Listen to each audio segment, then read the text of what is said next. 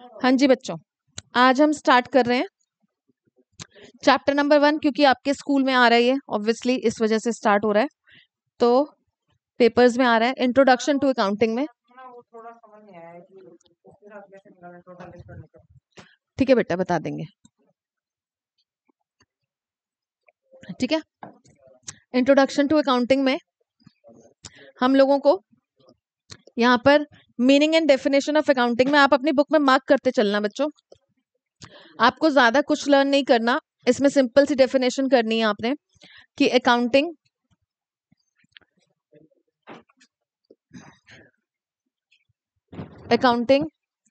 Is a systematic process. पूरी process भी है, आप लोगों को जिनके स्कूल में स्टार्ट हो गया आप लोग देख भी रहे होगे कि आपके टीचर प्रोसेस की बातें कर रही होंगी।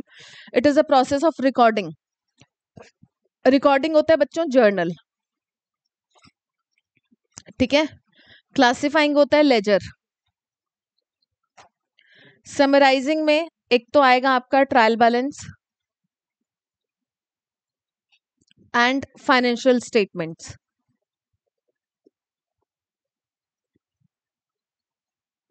ठीक है बच्चों, फिर उसको एनालाइज करना। एनालिसिस आप 11th में नहीं करोगे, 12th में जाकर एनालिसिस के ऊपर एक पूरी बुक है बच्चों, ठीक है। एंड इंटरप्रेट करना। एनालिसिस एंड इंटरप्रेट में क्या है, कई बार क्या होता है बच्चों, जो डेटा है ना, डेटा बड़ा अट्रैक्टिव एल्योरिंग सा लगता है कि वाओ हमारी फर्म ने इतना अच्छा प्रॉफिट कमाया, ठीक है। तुम ना जितने नॉटी बच्चे हो ना, मैं तुम्हें अच्छे से जानती हूँ, ठीक है। अब देखो फॉर एग्जाम्पल 2024 में सेल हुई 50 lakhs एंड 2025 में, और प्रॉफिट हुआ था पिछले साल 10 lakhs, ठीक है। 2025 में, ठीक है, 2025 में सेल हुई 1 CR 1 करोड़ एंड प्रॉफिट हुआ 12 lakhs। वाओ मजा आ गया, प्रॉफिट बढ़ गया, एफर्ट दिख रहा है। 1 करोड़ की सेल में 2x हो गई सेल, बट प्रॉफिट तो बस 20% बढ़ा है। समझ रहे हो कि यहाँ पर आपकी 50 lakhs की सेल थी, 10 लाख का प्रॉफिट हुआ, तो डेफिनेटली अगर मैं परसेंटेज निकालूं तो 20% का प्रॉफिट हुआ था यहाँ पर। और यहाँ पर कितना प्रॉफिट हो रहा है, हार्डली 12%। प्रॉफिट का परसेंटेज रादर रिड्यूस हो गया। तो कई बार ना स्पेशली जो मैनेजर्स हैं, वर्कर्स हैं, वो लोग इस बेसिस पर, इस ग्राउंड्स पर कई बार ओनर्स को पागल बनाना चाहते हैं कि भाई प्रॉफिट बढ़ गया, प्रॉफिट बहुत बढ़िया हो गया, 10 का 12 लाख 15 लाख भी कर लो, तब भी तो 15% ही है, 5% से रिड्यूस हो गया रादर। तो ये सब चीजें ना आप 12th में करोगे, ठीक है, कि एनालाइज करना जो भी हमारे फाइनल रिकॉर्ड्स हैं, फाइनेंशियल स्टेटमेंट्स हैं, रेशोज के बेसिस पर, परसेंटेजेस के बेसिस पर एनालाइज करना, इंटरप्रेट करना, और इंटरप्रेट करने के बाद उन रिजल्ट्स को क्यों कर रहे हैं सारा एनालिसिस एंड इंटरप्रिटेशन, क्या रीजन है, क्या जरूरत है। रिकॉर्ड तो हो गई बेटा, एनालिसिस एंड इंटरप्रिटेशन क्यों हो रहा है।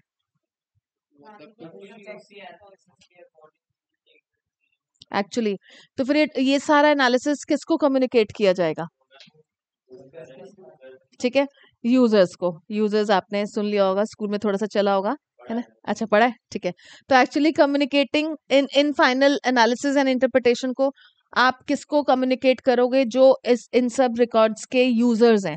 अब यूजर्स में भी कुछ यूजर्स होते हैं इंटरनल और कुछ होते हैं एक्सटर्नल, ठीक है, वो सारी बातें भी करेंगे हम, ठीक है। तो communicating the results to the users. Users में मैंने आपको बोला अभी आगे जाकर इंटरनल एंड एक्सटर्नल दोनों चलेंगे। The users of accounting information include owners, creditors, bank, financial institutions, employees, government etcetera. इन सबको भी दो पार्ट्स में आगे जाकर डिवाइड कर देंगे कि कुछ यूजर्स हमारे इंटरनल और कुछ होते हैं एक्सटर्नल, ठीक है।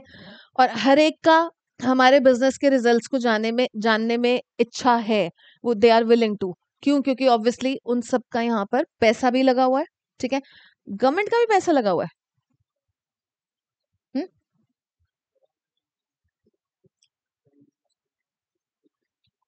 गवर्नमेंट का गवर्नमेंट कंपनीज में ही लगा होता है बेटा। गवर्नमेंट आपके डैड के बिजनेस में इंटरेस्टेड है, क्यों, टैक्स। एक्चुअली टैक्सेस कैलकुलेशन के पॉइंट ऑफ व्यू से गवर्नमेंट इंटरेस्टेड होते हैं हमारे अकाउंटिंग रिकॉर्ड्स में। एम्प्लॉयज का क्या मतलब भाई, हम जितना मर्जी प्रॉफिट कमाएं, उनका क्या मतलब, क्या कंसर्न, इंसेंटिव मिलेगा। एक्चुअली उन लोगों को बुक्स में ये दिखाया गया था कि भाई आपका ना हमने मेडिक्लेम इंश्योरेंस ले रखा है, आपकी हमने लाइफ इंश्योरेंस भी करा रखी है, आपको आपको हम इतना इतना ये सब पे करेंगे, रेंट फ्री अकोमोडेशन दे रहे हैं, शॉफर ड्रिवन गाड़ी दे रहे हैं। तो भैया दे रहे हो, दे नहीं रहे हो पर, और बुक्स में दिखा रहे हो। स्पेशली तो खैर वो अपने इंसेंटिव से रिलेटेड बातें कर, क्योंकि देखो मेडिक्लेम इंश्योरेंस भी अगर करा रखी है, पता लगा पूरा साल हॉस्पिटलाइजेशन की नीड नहीं पड़ी, तो क्या जेन्युइनली मेरे ओनर ने करा रखी है, ये भी देखना जानना वो चाहेंगे। तो बुक्स में दिखेगा ना वो खर्चा, तो वो लोग फाइनेंशियल स्टेटमेंट्स चेक करने में इंटरेस्टेड होते हैं। ठीक है बच्चों, इसके बाद ये सब कुछ आपको, स्पेशली ये ऑथर्स और इन सब की आपको डेफिनेशंस लर्न करने की नीड नहीं है। हाँ बस वो पहला पहला पहला वाला पैराग्राफ करना, इससे ज्यादा नहीं करना। No no no, never ever, never ever, कभी नहीं आएगा ऐसे कि आप इस ऑथर के अकॉर्डिंग या इस इंस्टीट्यूट के अकॉर्डिंग आप उसकी डेफिनेशन बताओ। क्योंकि एक्चुअली क्या है, कई बार बच्चे ना, बच्चे क्या, आप अपने मॉम डैड अगर कॉमर्स बैकग्राउंड से हैं तो उनसे पूछना, हमारे टाइम पर तो ना ये लिखना बड़ी अच्छी बात माना जाता था। ठीक है, बड़ी अच्छी बात, बिजनेस स्टडीज में भी और यहाँ पर भी। पर फिर दिक्कत क्या होती थी, अब नहीं माना जाता, बोर्ड्स में भी ये सब कंसिडरेशन में नहीं है। दिक्कत क्या होती थी कि अगर इस बंदे ने कुछ बोला, जैसे तुम मुझे खून दो मैं तुम्हें आजादी दूंगा, ठीक है ना, तो अब आपको, हाँ आपको वो वर्ड बाय वर्ड लिखना है फिर। ठीक है, अब ये फिर आपका ना इज द ऑफ भी चेंज नहीं होना चाहिए। अगर आप सोच रहे हो कि मैं इसको लर्न कर लेता हूँ या इसको लर्न कर लेता हूँ, जरा सी भी इसमें चेंजेस नहीं होने चाहिए। ठीक है, तो ये थोड़ी प्रॉब्लम होती है, इस वजह से इसको अब इम्पोर्टेंस ही नहीं देती सीबीएसई भी नहीं और टीचर्स भी नहीं। नहीं नहीं, नेवर, कभी भी नहीं आएंगे, आएंगे नहीं, पूछी जा सकती बेटा, आप अपनी नॉर्मल वाली डेफिनेशन लिखोगे। ठीक है, आपकी मैम करा रही थी तो बेटा आप कर लेना। कैरेक्टरिस्टिक्स ऑफ अकाउंटिंग, अकाउंटिंग की कैरेक्टरिस्टिक्स क्या है? सबसे पहले देखो बच्चों, हम आइडेंटिफाई करते हैं, ये पूरी प्रोसेस भी एक तरह से, ठीक है, आइडेंटिफाई करना क्या हुआ आइडेंटिफाई करना मतलब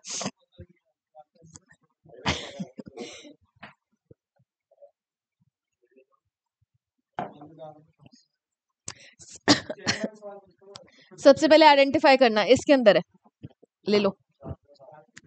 आइडेंटिफाई क्या करना है बच्चों की, कौन कौन सी ट्रांजेक्शन्स को हमें रिकॉर्ड करना है।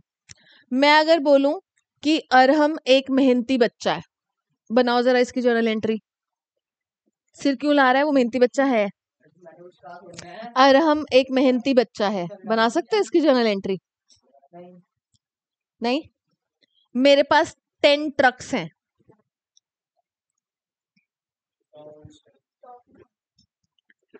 नहीं मेरा ट्रक्स का काम नहीं है,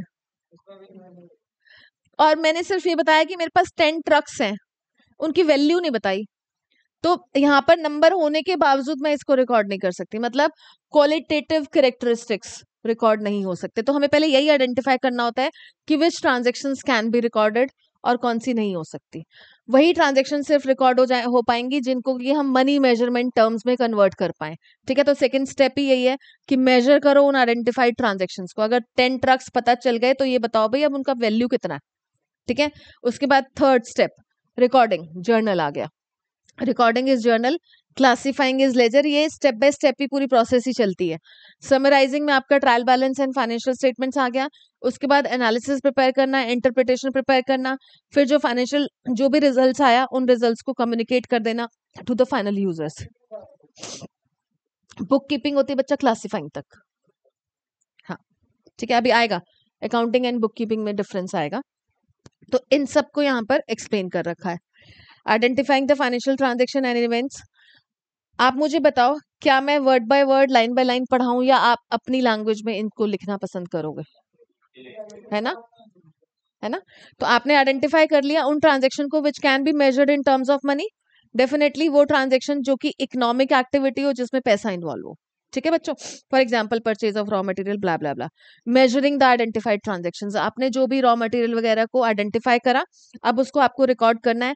आप उन financial only financial transactions and events which can be measured in terms of money can be recorded, otherwise और कुछ नहीं रिकॉर्ड हो सकता।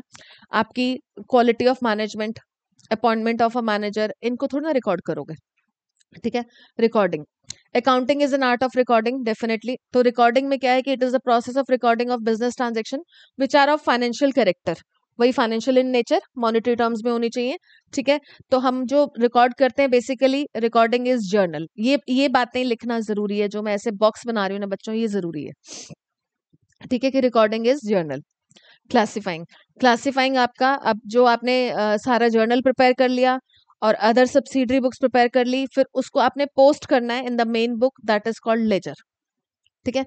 लेजर बनेंगे, जैसे अभी हम cash account debited to capital कर रहे थे ना बच्चों, तो हम कैश का अलग लेजर बनाएंगे, कैपिटल का अलग लेजर बनाएंगे, क्योंकि हमें मंथ एंड पर ये जानना है कि फाइनली हमारे पास कैश का बैलेंस कितना है, ठीक है। कैश से रिलेटेड सारी ट्रांजेक्शन अंडर वन हेड आ जाएंगी, जब वो अंडर वन हेड आ जाएंगी तो मतलब कैश का लेजर बनाना है हमें, ठीक है। शॉपकीपर्स के पास जाते हुए मैंने ये बात बोली थी कि आपने अपना अकाउंट खुलवा लिया, उधार पर चीज खरीदा है, तो भाई नमन अग्रवाल के अकाउंट में वो आर्नव की थोड़ी ना डाल देंगे ट्रांजेक्शन, तो नमन अग्रवाल का अकाउंट उन्होंने अलग बना रखा है कि नमन को हमने इतने का माल बेचा, ठीक है, नमन का अकाउंट बन गया, फिर नमन के पास से पेमेंट आई तो वो बाय कैश करके यहाँ पर हो जाएगा, तो ऐसे करके प्रॉपर लेजर अकाउंट्स बनते हैं। तो फाइनली नमन ने का balance CD is carried down, कितना है, जितना हमने उससे नेक्स्ट मंथ में, मतलब इस मंथ के एंड तक पेमेंट लेनी है, डेफिनेटली ये नेक्स्ट मंथ का ओपनिंग बैलेंस बन जाएगा, ठीक है, ओके। तो नमन डेबिटेड टू सेल्स होता है ना, तो नमन के अकाउंट में डेबिट साइड पर रिकॉर्ड हो जाएगा, ऐसी कहानी होती है लेजर में। जब लेजर करेंगे तो और डीप डेप्थ में आपको समझ आ जाएगा, फाइन।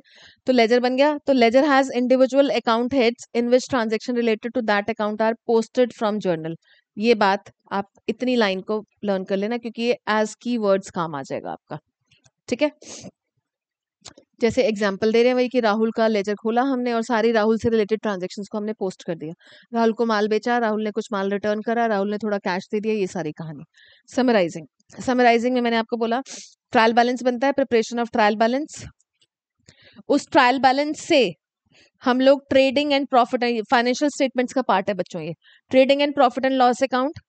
कंपनी के केस में ये देखो, ये बात मैं आपको बताना चाहूंगी तो ताकि आपको अच्छा लगे थोड़ा सा, और आप अपनी टीचर के साथ भी अपनी ये नॉलेज शेयर करोगे तो उनको भी अच्छा लगेगा कि बच्चे को पता है। Trading and profit and loss account बनता है बच्चों sole proprietor and partnership business का फाइनली ईयर एंड पर जो बनता है that is called trading and profit and loss account. Company के केस में जॉइंट स्टॉक कंपनीज, अभी आगे जाकर आप शायद पढ़ भी रहे होगे फॉर्म्स ऑफ बिजनेस ऑर्गेनाइजेशन, हाँ कोऑपरेटिव पे आगे ना, अभी जॉइंट स्टॉक कंपनी भी करोगे आप। तो जब आप जॉइंट स्टॉक कंपनी करोगे तब आप देखोगे कि जॉइंट स्टॉक कंपनी के केस में trading and profit and loss account को लिख रखा है, वो तो खैर इन्होंने, इन केस ऑफ कंपनीज, कौन सी company, joint stock companies. Joint stock companies का मतलब क्या होता है कि सच में जॉइंट में स्टॉक है, क्या है वो,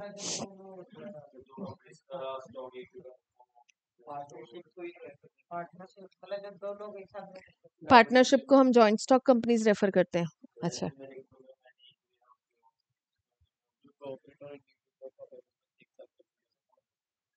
उसको जॉइंट वेंचर बोलते हैं बेटा, वो तो पार्टनरशिप है। Joint stock companies, stock word refers shares over here, हाँ बोलते हैं ना stock market, stock market share market होती है ना बच्चों, ठीक है ना। तो जॉइंट स्टॉक कंपनी मतलब सबका पैसा जॉइंट में लगा हुआ है, ठीक है, पूरे इंडिया का पैसा क्लब होकर उस कंपनी में लगा हुआ है, जिस जिस जो भी जिस बंदे ने हमारी कंपनी के शेयर्स खरीदे वो सब उसके ओनर्स हैं, ठीक है। तो जॉइंट स्टॉक कंपनी, स्टॉक का मतलब यहाँ पर शेयर्स है बच्चों।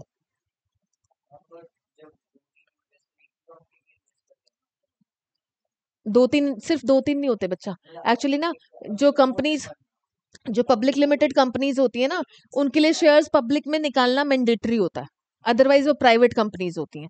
जो दो तीन की बात आप करें ना, अगर सिर्फ तीन ही शेयर होल्डर हैं तो वो प्राइवेट कंपनी होती है बेटा, हाँ ठीक है। हाँ, रिलायंस, होंडा, बजाज, ये सारी कंपनीज, स्विगी का भी हो गया, शेयर्स निकल गए हैं, चल रहा होगा कुछ, ठीक है। HDFC बैंक इनके भी शेयर्स हैं, ICICI बैंक के भी शेयर्स हैं। बैंक्स भी एक तरह से जॉइंट स्टॉक कंपनी के अंडर, आप मतलब जितनी भी कंपनीज देखते हो लिस्टेड अनलिस्टेड, ठीक है, वो कंपनीज अपने शेयर्स मार्केट में बेच रही हैं, सबका जॉइंट में पैसा लगा हुआ है, तो स्टॉक इज दिस, ठीक है। इसके बाद बैलेंस शीट जिसमें कि हम अपने एसेट्स और लायबिलिटीज दिखाते हैं। बैलेंस शीट का other name is financial position, आगे जाकर वैसे आएगा पर फिर भी यहाँ पर भी मेंशन कर लो, बैलेंस शीट को हम फाइनेंशियल पोजीशन भी बोलते हैं बच्चों, ठीक है। और ये सारी जो सारी स्टेटमेंट्स है ना, इनको हम फाइनेंशियल स्टेटमेंट भी बोलते हैं और फाइनल अकाउंट्स भी बोलते हैं। Finally at the end of the year ये अकाउंट्स मेंटेन होंगे, ठीक है। इसके बाद एनालिसिस एंड इंटरप्रिटेशन में जो एनालिसिस प्रिपेयर होगा, ऑब्वियसली जो आपने फाइनल अकाउंट्स बना लिए, profit and loss account, balance sheet, वहां से आप डिफरेंट तरीके के एनालिसिस एंड इंटरप्रिटेशन प्रिपेयर करोगे ताकि यूजर्स ऑफ फाइनेंशियल डेटा के लिए ना वो थोड़ा मीनिंगफुल जजमेंट ले पाए, प्रॉफिटेबिलिटी के ऊपर डिसीजन ले पाए, फाइनेंशियल पोजीशन देख पाए, मतलब बैलेंस शीट, वही कि बैलेंस शीट देख पाए। वही मैं आपको कह रही हूँ ना, प्रॉफिटेबिलिटी, जो मैंने आपको एग्जांपल दिया, 50 लाख की सेल पर आपको प्रॉफिट कितना हुआ था, 10 लाख, 20%। तो भाई बिजनेस कितना प्रॉफिटेबल है, इस चीज में भी तो लोग इंटरेस्टेड होते हैं ना, तभी तो पैसा लगाते हैं हमारे काम धंधे में। आप एक सोल प्रोप्राइटर पर्सन भी अगर बैंक से लोन लेने जाएगा तो उससे उसकी इनकम टैक्स रिटर्न मांगी जाती है। क्यों मांगी जाती है? क्योंकि ये देखना है कि भैया ये बंदा कमाता कितना है, हमारी कल को किस्तें इंस्टॉलमेंट पे भी कर पाएगा, नहीं कर पाएगा, EMI तो देनी पड़ेगी ना उनको, ठीक है। तो प्रॉफिटेबिलिटी, इन सब चीजों में उनका इंटरेस्ट होता है। कम्युनिकेटिंग, फाइनली जो सारा एनालिसिस एंड इंटरप्रिटेशन प्रिपेयर हो गया, उसको कम्युनिकेट करना यूजर्स को, और यूजर्स क्या करते हैं, टाइम टू टाइम जो उनको डिसीजंस लेने हैं, अप्रोप्रिएट डिसीजन ले पाते हैं और अप्रोप्रिएट टाइम पर ऑन टाइम ले पाते हैं। ये नहीं कि बिजनेस बर्बाद हो गया, आपने इंटरप्रिटेशन ही नहीं तैयार करा, आप 1 साल टाइम नहीं है जी अकाउंटेंट के पास, 2 साल नहीं है, पता लगा finally business literally losses losses losses से रिवाइव ही नहीं हो पा रहा, और 4 साल बाद एनालिसिस और इंटरप्रिटेशन ना प्रिपेयर होने की वजह से उस काम धंधे को बंद करना पड़ा, क्योंकि एकदम से बम ब्लास्ट हो गया कि भैया काम धंधा खत्म हो रहा है, ठीक है। तो अप्रोप्रिएट डिसीजंस लेने हैं और ऑन टाइम लेने हैं, ठीक है, ऑन टाइम लेने हैं, ताकि भाई बिजनेस को आगे चलाना नहीं चलाना, इस टाइप के हमें डिसीजन लेने में इजी रहे। ऑब्जेक्टिव्स ऑफ अकाउंटिंग, ऑब्जेक्टिव्स में क्या चलेगा बच्चों, इनके तो ना हेडर्स लर्न कर लेना, और अंदर का काम ना एक का लर्न कर लेना, ठीक है। सुनो, एक का क्यों कह रही हूं मैं, क्योंकि ऑब्जेक्टिव्स, फंक्शंस, एडवांटेजेस, सच में इनके हेड एक के कर लेना ताकि कीवर्ड्स मिल जाए, इधर उधर सारे तो आने नहीं वाले, तीनों में से कोई एक चीज आएगी, पूरे चैप्टर में एक या दो ही चीजें आएंगी। अभी चाहे पीरियोडिक भी आपके, तब भी एक चैप्टर से मैक्सिमम 2 ही चीजें दे सकते हैं ना, ठीक है। इनमें से तो स्पेशली इन तीनों में से एक ही चीज आएगी, या तो एडवांटेजेस आएंगे या फंक्शन आएंगे या फिर वो आपके, तो फिर आप सिर्फ हेडर लर्न करके अंदर का मैटर अपने आप लिख लेना, ठीक है। तो आप अपनी बुक में लिख सकते हो हेडर्स ओनली, ठीक है, पर ये नहीं कि सिर्फ हेडर कर जाओ, किसी एक का कर लेना। Maintaining the accounting records, accounting को मेंटेन करने का ऑब्वियसली यही है कि हमें अकाउंटिंग रिकॉर्ड्स मेंटेन करने हैं, ये ऑब्जेक्टिव तो है ही। इसके बाद डिटरमाइनिंग द प्रॉफिट और लॉस, ईयर एंड पर ये जानना है कि प्रॉफिट या लॉस कितना रहेगा, सो दैट फिर से वही बात कि हम ये डिसीजन ले पाए।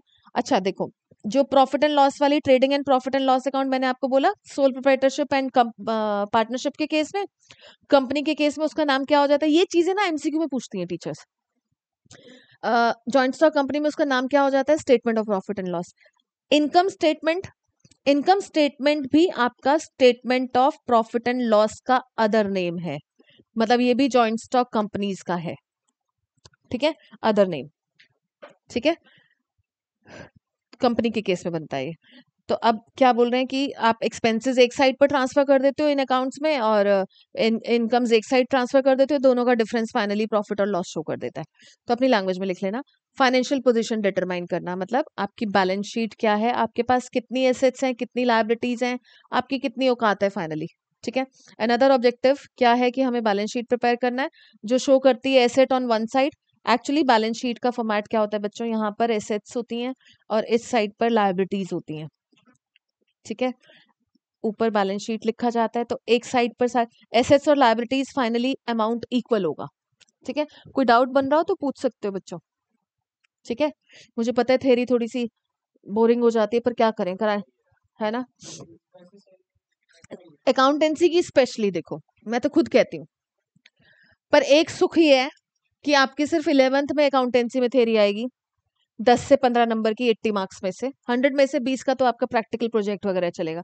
किसी को प्रोजेक्ट्स मिलेंगे, प्रैक्टिकल मिलेगा, हाफ ईयरली का कुछ, तो मेरे से डिस्कस करना, मैं आपको एज इट इज शेयर करूंगी। आई थिंक आरना ने तो मेरे को भेजा भी हुआ है शायद कुछ, है ना आरना? भी सबमिशन तो नहीं है?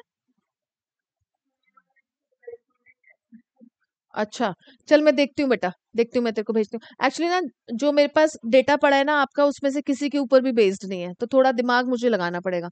आड़ा टेढ़ा दे दिए, पागल हो गई हैं टीचर्स मुझे लग रहा है।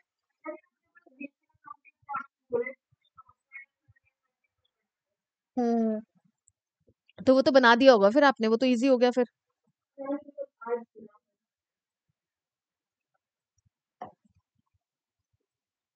ओके बेटा, ठीक है। तो आप मेरे से एक बार डिस्कस करना, क्योंकि बने होते हैं बच्चों के, तो फिर हमने भी बनवाए होते हैं 12th में, तो स्पेशली कैलकुलेशंस होती हैं करने के लिए, तो हमारी हेल्प लेनी पड़ती है, ठीक है। इसके बाद फैसिलिटेटिंग द मैनेजमेंट। मैनेजमेंट को क्या फैसिलिटी मिल रही है अकाउंटिंग से? उनको हर थोड़े टाइम बाद डिसीजंस लेने हैं, कुछ मैनिपुलेशंस करनी है, कॉस्ट कटिंग करनी है, ठीक है। कॉस्ट कटिंग भी मैटर करती है।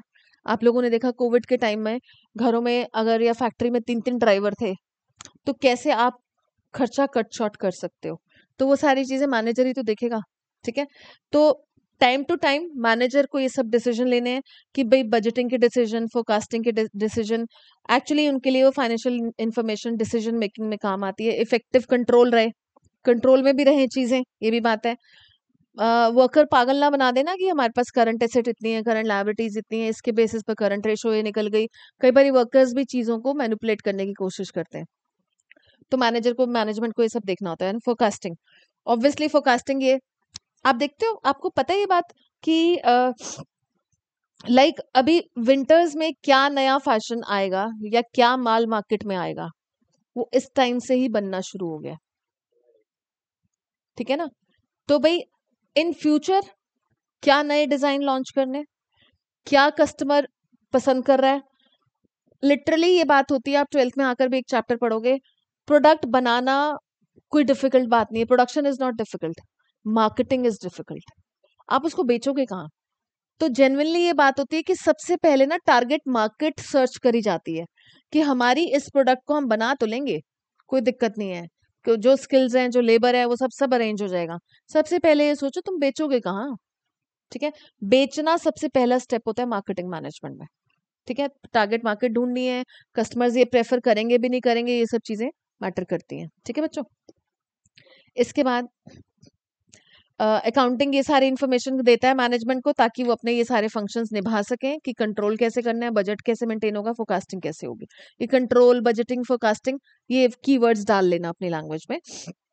Providing accounting information to users, obviously users, दोनों यूजर्स, इंटरनल भी और एक्सटर्नल भी, जो कि एनालाइज करेंगे अपनी अपनी रिक्वायरमेंट के अकॉर्डिंग, ठीक है।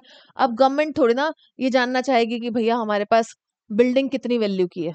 गवर्नमेंट का कंसर्न तो सिर्फ प्रॉफिट तक होगा कि भैया इन्होंने प्रॉफिट कितना कमाया और इनको टैक्स कितना देना है, इससे अलावा गवर्नमेंट का कोई कंसर्न ही नहीं होगा हमारी फाइनेंशियल स्टेटमेंट से, ठीक है। तो हर एक पार्टी, हर एक यूजर का अपने अलग मोटिव्स हैं कि वो हमारी फाइनेंशियल स्टेटमेंट में क्यों झांकना चाहते हैं।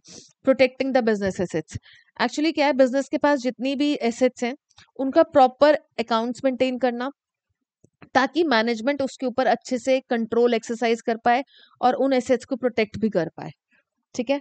तो इसलिए प्रोटेक्टिंग बिजनेस एसेट्स आप हेडर कर लेना। उसके बाद इसमें भी देखो अगेन फंक्शंस में वही पहला आ गया, मेंटेनिंग सिस्टमैटिक अकाउंटिंग रिकॉर्ड्स। दूसरा प्रिपरेशन ऑफ फाइनेंशियल स्टेटमेंट्स और फाइनल अकाउंट्स, फिर से फाइनेंशियल स्टेटमेंट, पोजीशन स्टेटमेंट, वही balance sheet, financial position, income statement, ठीक है। ये सब प्रिपेयर करना, क्यों प्रिपेयर करना, क्योंकि सारे यूजर्स की इसकी इन्फॉर्मेशन चाहिए, उनको डिसीजंस लेने हैं। Meeting legal requirements, as an evidence भी तो यूज करते हैं ना हम अपने अकाउंटिंग रिकॉर्ड्स को, ठीक है ना। मैंने आपको सबको बोली थी ये बात कि मैंने किसी पर्सन को 1 लाख रुपीज दिए और वो 10 दिन बाद कह रहा है मुझे तो दिए ही नहीं। कोई कोई भी कोर्ट केस आपने किसी के ऊपर सू करना है, कोई आपके ऊपर सू करना चाहता है, तो डेफिनेटली आपके पास कुछ रिकॉर्ड्स तो होने चाहिए, एविडेंसेस।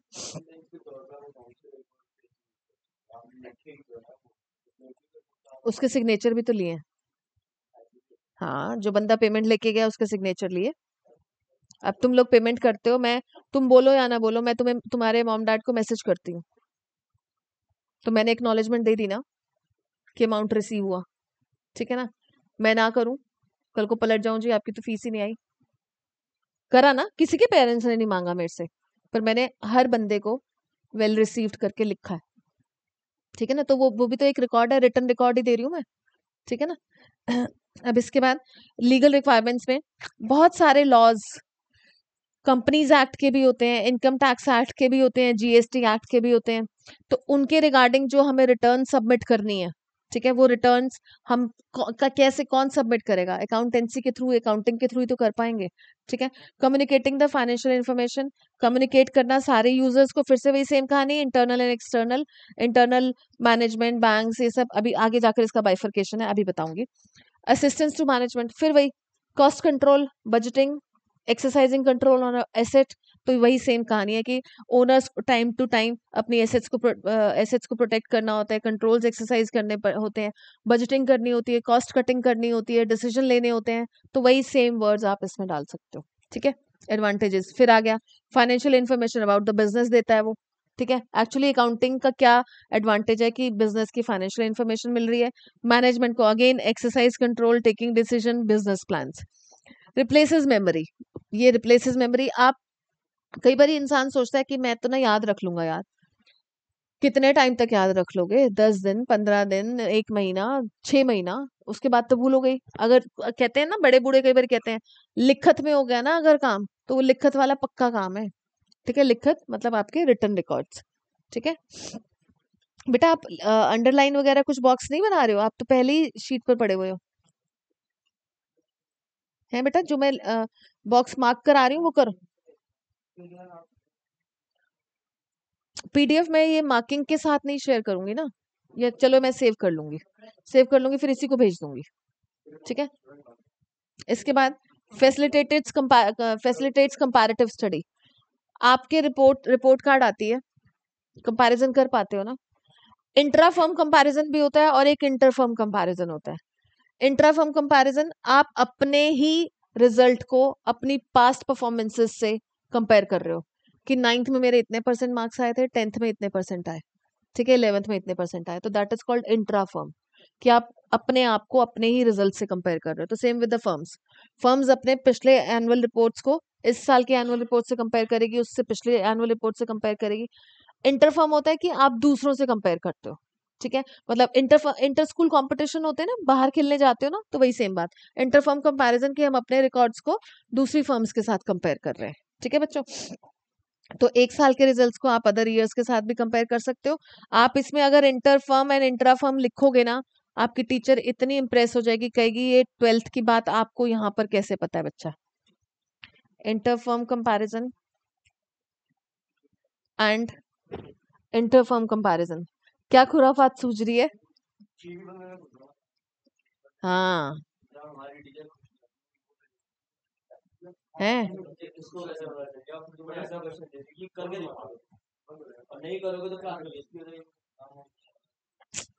ऑलमोस्ट स्कूल्स में ऐसा है, ऑलमोस्ट में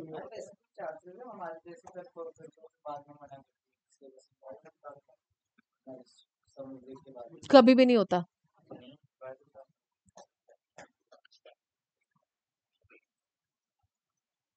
चैप्टर कम हो जाएंगे एक बारी को, ठीक है, पर ना हो ये पॉसिबिलिटी नहीं है, चैप्टर कम हो जाएंगे, एग्जाम्स होंगे ना ना ना, कैंसिल होने के चांसेस नहीं है, प्रूडेंस लेता ही लेता है, कोई बात नहीं बेटा। टैक्स लायबिलिटीज को फैसिलिटेट करना, प्रॉपर हम जीएसटी को रिकॉर्ड करेंगे, अच्छा एविडेंस हो जाएगा, करेक्ट रिकॉर्डिंग ऑफ ट्रांजेक्शन्स हो जाएगा। लोन्स को फैसिलिटेट करते हैं हमारे अकाउंटिंग रिकॉर्ड्स। ऑब्वियसली आपने बैंक से लोन लेना है, आप अपने अकाउंटिंग रिकॉर्ड्स के बेसिस पर आईटीआर फाइल करोगे, आईटीआर में भी आपका statement of profit and loss लगा होता है, तो तभी तो बैंक आपको लोन देगा, ऐसे थोड़ी ना देगा, ठीक है। एविडेंस इन कोर्ट, कल को कोई भी लड़ाई झगड़ा हो जाए, कुछ हो जाए, तो ये एक अच्छा एविडेंस है। फैसिलिटेट सेल ऑफ बिजनेस, कल को अगर हमें अपना बिजनेस बेचना है, तो आपके पास कितनी वैल्यू के एसेट्स हैं, कितनी लायबिलिटीज हैं, उस बेसिस पर आप अपना प्राइस डिसाइड कर सकते हो ना, कि मेरे बिजनेस की इतनी वैल्यू है तो मैं इतने में बेचूंगा, ठीक है। इसके बाद assistance in the event of insolvency, मैंने आपको बोला था इंसॉल्वेंसी में जब हमें अपने आप को इंसॉल्वेंट डिक्लेयर कराना है, तो हमें अपने एसेट्स के सारे एस्टिमेशन देने होंगे। तो बिजनेस की एसेट्स का एस्टिमेशन आप कहाँ से लाओगे? अपने अकाउंटिंग रिकॉर्ड से ही तो लाओगे। ठीक है। Helpful in partnership account. Partnership business में तो भाई कोई बंदा नया एडमिट हो रहा है, कोई रिटायर हो रहा है, कोई डेथ हो रहा है, किसी की डेथ हो रही है। पार्टनरशिप बिजनेस में तो स्पेशली अकाउंटिंग रिकॉर्ड्स बहुत हेल्पफुल होते हैं, क्योंकि आप पार्टनर पार्टनर ही कई बार लड़ पड़ते हैं भाई। तो आपके पास प्रॉपर रिकॉर्ड्स होंगे तो आप उस बेसिस पर लड़ाइयां भी अच्छे से कर पाओगे। इसके बाद limitation of accounting, very important. लिख लो सब अपनी बुक में, वेरी वेरी इंपॉर्टेंट। ठीक है। 99% चांसेस होते हैं इसके आने के। ठीक है। लिमिटेशन ऑफ अकाउंटिंग में, accounting is not fully exact. ठीक है। बहुत जगह पर ना हम बहुत सारे एस्टिमेट्स बनाते हैं बच्चों, प्रॉफिट को असर्टेन करने के लिए। एस्टिमेशन की अगर हम बात करें, एस्टिमेशन की अगर हम बात करें तो इसके रिगार्डिंग बोल।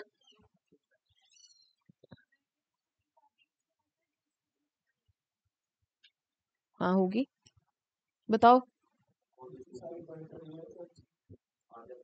नंबर। अच्छा, कोई भी एक दे दो, देना दे। तू दे दे सरदार।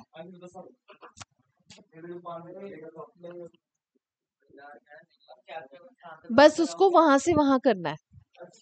हाँ, space parking occupy, parking occupy, parking occupy करने के लिए। नहीं, अजय सर ही करेंगे।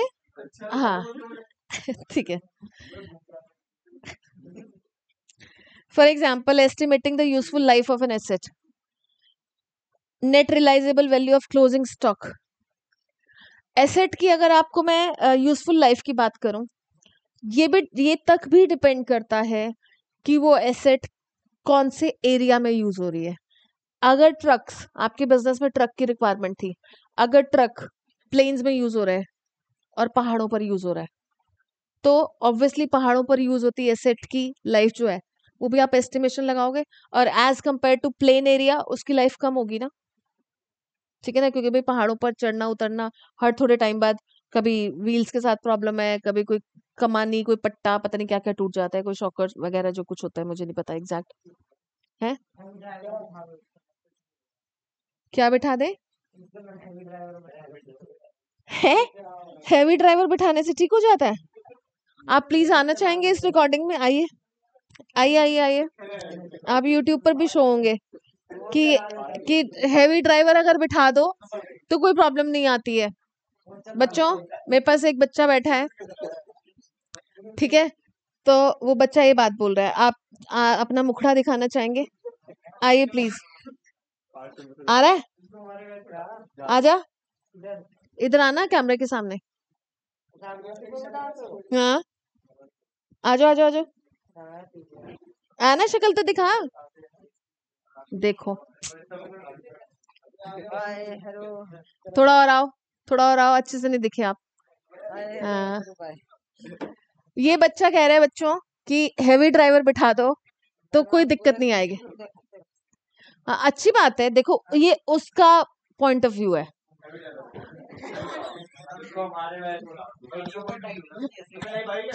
ठीक है।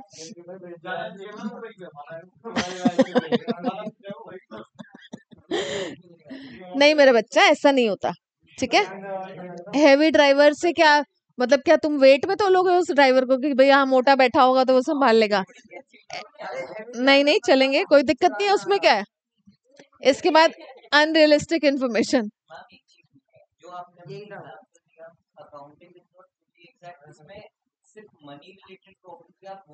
नहीं, बहुत सारे हाँ, मनी रिलेटेड में भी प्रॉब्लम है। पता है कई बार क्या होता है, बिल्डिंग सालों की खरीदी हुई है, हम उसको रादर डिप्रिशिएट कर रहे होते हैं, पर सोचो ना, लैंड और बिल्डिंग की वैल्यू डिप्रिशिएट थोड़ी ना होती है, वो तो अप्रिशिएट होती है रादर। तो उस तरीके से भी अगर आप प्राइस इंडेक्स को भी कंसिडर करो तो वो भी प्रॉब्लम है अकाउंटेंसी की। हम बुक्स में प्रॉपर अच्छे से अपने अकाउंटिंग रिकॉर्ड्स कहते हो ना कि रियलिस्टिक वैल्यू पर नहीं दिखा पाते। ठीक है, तो अनरियलिस्टिक इंफॉर्मेशन। एग्जांपल है कि मैंने इंश्योरेंस ली हुई अपनी ठीक है, तो मैं उसका दिखाऊंगा तो वो ठीक तो एग्जैक्ट जो है इंश्योरेंस ली हुई है तो आप उसका दिखाओगे, क्या दिखाओगे? मतलब कि मैंने क्लेम करना क्लेम करना अभी बताती हूँ, एक सेकेंड आती हूँ, आपके डाउट पे भी आती हूँ। पहला पॉइंट समराइज करूँ। अकाउंटेंसी में बहुत सारे एस्टिमेशन होते हैं बच्चा। एस्टिमेशन की बात मैं अगर करूँ, डिप्रिसिएशन लगाने में भी एक हमारा होता है रिटन डाउन वैल्यू मेथड और एक होता है हमारा स्ट्रेट लाइन मेथड। ठीक है, बताती हूँ एक बारी, चलो अगर इतनी इच्छा हो रही है तो एक बारी बताती हूँ। देखो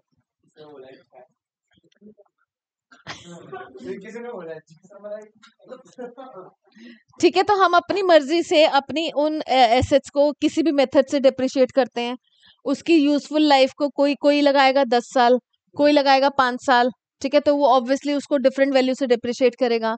कोई और लगाएगा जी नहीं ये तो 15 साल चल जाएगी, तो फिर वो डिफरेंट वैल्यू से। भाई 10 लाख की सोच, तूने 40 लाख का ट्रक लिया, तूने लगाया भाई ये 10 साल ही चलेगा बस, तो हर साल आप उसको डिवाइडेड बाय 10 कर दोगे तो आप 4-4 लाख से डिप्रिशिएट कर रहे होगे। ठीक है, कोई और फर्म सोच रही है कि नहीं यार ये तो 10 साल नहीं चलेगा, ये 7-8 साल में ही बोल जाएगा, तो फिर वो उस हिसाब से करेंगे। अब हो सकता है चलने को वो 15 साल भी चल जाए, पर ये हमारा एस्टिमेशन है ना, हमें क्या पता हमारा वो ट्रक कब।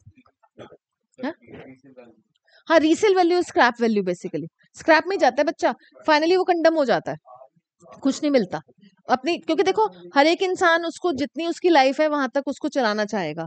जब बिल्कुल ही उसकी बोलती मतलब वो बिल्कुल ही कंडम हो गया तो फिर तो उसको स्क्रैप में ही बेचोगे, फिर क्या करोगे? ठीक है, ओके। तो एस्टिमेशन की ये बात हो जाती है। ठीक है सिद्धू, इसके बाद अनरियलिस्टिक इन्फॉर्मेशन। हम एसेट्स को, ये वही बात आ गई, हम एसेट्स को हिस्टोरिकल कॉस्ट पे दिखाते रहते हैं और डिप्रिशिएट करते रहते हैं। भाई 50 साल पहले ये मकान लिया गया था, अगर ये उस टाइम पर 1 लाख रुपए का था, आज भी क्या 1 लाख का है?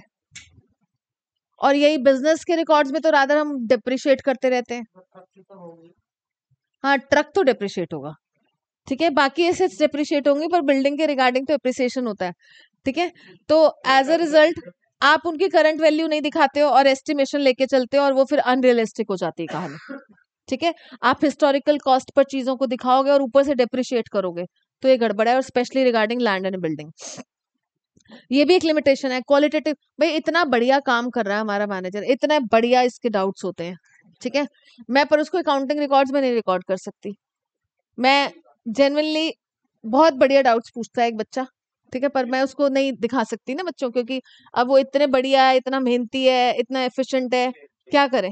ठीक है, ठीक है, लाइक क्वालिटी और स्किल्स, ये भी स्किल्स होते हैं भाई, ये भी टैलेंट है, सच्ची बता रही हूँ। नहीं नहीं, ठीक है, quality and skills of management and staff, industrial relations, हमारे बहुत अच्छे पब्लिक रिलेशन है, हमारे बहुत अच्छे इंडस्ट्रियल रिलेशन है, हमारे वर्कर्स कभी स्ट्राइक पर जाते ही नहीं, तो ये भी एक बहुत वैल्यू करती है बात। भाई भाई हमारी एक कंपनी ऐसी है जिसके वर्कर्स कभी भी नाराज नहीं होते, कभी स्ट्राइक पर नहीं जाते, तो ये सब शो कर नहीं कर सकते ना आप अपने अच्छे गुड हेल्दी रिलेशंस। इसके बाद accounting ignores the effect of price level changes. वही बात है, फिर से तुम हिस्टोरिकल, भाई तुम्हारे मम्मी पापा बताते होंगे कि हमारे टाइम पर कैंटीन में समोसा 2 रुपए का मिलता था। हाँ, आने में मिलता था 50 आना, यस, 4 आना 2 आना, हाँ पैसे 50 पैसे 25 पैसे, 25 पैसे को बोलते थे 4 आना। हाँ, अब तो पैसे दिखते भी नहीं, बस जो कॉइन कलेक्ट करते हैं उनके पास ही होंगे वो पैसे।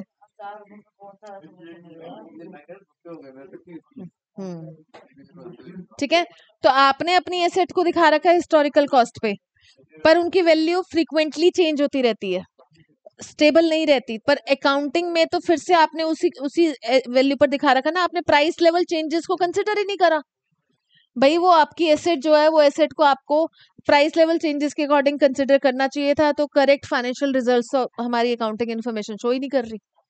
ठीक है, इसके बाद अकाउंटिंग में लीड टू विंडो ड्रेसिंग, बहुत विंडो ड्रेसिंग है भैया, इतनी लीप अप होती है, मतलब मैनिपुलेशन ऑफ अकाउंट्स वाली टाइप्स हो गया ना यहाँ पर। मैंने आपको interest on capital and interest on drawings कराया था कल या परसों में। क्या जरूरत है ना, ओनर अपने बिजनेस से इंटरेस्ट मांग रहा है, क्यों मांग रहा है? ठीक है, हाँ ठीक है, क्यों क्यों मांग रहा है? आप इतनी ज्यादा विंडो ड्रेसिंग कर देते हो, इतने मैनिपुलेशन ऑफ अकाउंट्स कर देते हो, वो भी गलत है। आप अपने अकाउंटिंग रिकॉर्ड्स प्रॉपरली मेंटेन नहीं कर रहे हो, इसका मतलब the term window dressing means manipulation of accounting in a manner that vital facts are concealed. Actually जो इंपॉर्टेंट फैक्ट्स है ना वो छुपा लिए जाते हैं, and presenting the financial statement in a better position than actual. कई बार बैंकों से लोन लेने के चक्कर में इतने बढ़िया बढ़िया फिगर्स दिखा देते हैं, इतने बढ़िया बढ़िया फाइनेंशियल पोजीशन दिखा देते हैं कि भैया बैंक से लोन लेना है। ठीक है, मैंने शायद एग्जांपल भी दिया था आप लोगों को, खोसला का घोसला करके एक मूवी। हाँ, टैक्सेस तो खैर प्रॉफिट पर जाते हैं बच्चा, बैंकों से लोन लेने के लिए आपको बैलेंस शीट दिखानी पड़ती है कि आपके पास एसेट्स कितनी है। हाँ ठीक है, अब वो एसेट है नहीं, बिल्डिंग है नहीं है, पर हमने शो कर रखी है। विजिट करा साइट पर बैंक का बंदा, उसको ब्राइब कर लिया, पेपर्स तो फेक बन जाते हैं। ठीक है ना भाई, हमारी तो जी 50 करोड़ की बिल्डिंग है करनाल में, चलो जी बैंक का बंदा जा रहा है देखने, मैं भी साथ चलूंगा, उसको ब्राइब कर लिया। तो ऐसा है, मेरे को लोन लेना है 40 करोड़ का, 50 लाख तेरे, ले लेगा वो, रिपोर्ट में लिख देगा, पास कर देगा। ठीक है, बंदा भी ऐसा जाता है ना, बिल्कुल एम्प्लॉय स्टाफ वाला, उसको लगेगा कि क्या होगा, ज्यादा से ज्यादा नौकरी जाएगी, मैं सारी जिंदगी ना 50 लाख जोड़ पाता जो ये मेरे को दे रहा है, 1 करोड़ ऑफर हो गए। विजय माल्या ने क्या किया, यही तो किया। ठीक है, तो इस सिचुएशन में income statement, profit and loss account does not show the correct profit और लॉस। बैलेंस शीट भी ट्रू एंड फेयर व्यू नहीं देती भाई, बैलेंस शीट में भी घपले कर लेते हैं लोग, तो ये भी तो एक लिमिटेशन है एक तरह से। ठीक है, इसके बाद है रोल ऑफ अकाउंटिंग, अगेन वही है। ठीक है, maintains the systematic records, assistance to management, facilitates the comparative study, evidence in court, heading कर लेना। अदर्स में आप है, प्रैक्टिकल न्यूमेरिकल नहीं है, थ्योरी है सारी। Facilitate raising loans, sale of business को फैसिलिटेट कर देता है, टैक्स लायबिलिटीज को डिटरमाइन करने में हेल्प करता है। आ गए अब अकाउंटिंग प्रोसेस पर। प्रोसेस फिर से वही है जो हमने उधर एट्रीब्यूट्स करे थे, आइडेंटिफाई करना पहले फाइनेंशियल ट्रांजैक्शन इवेंट्स को। ठीक है, चलो ये हम नेक्स्ट सेशन में करेंगे। ठीक है, मतलब ब्रेक के बाद।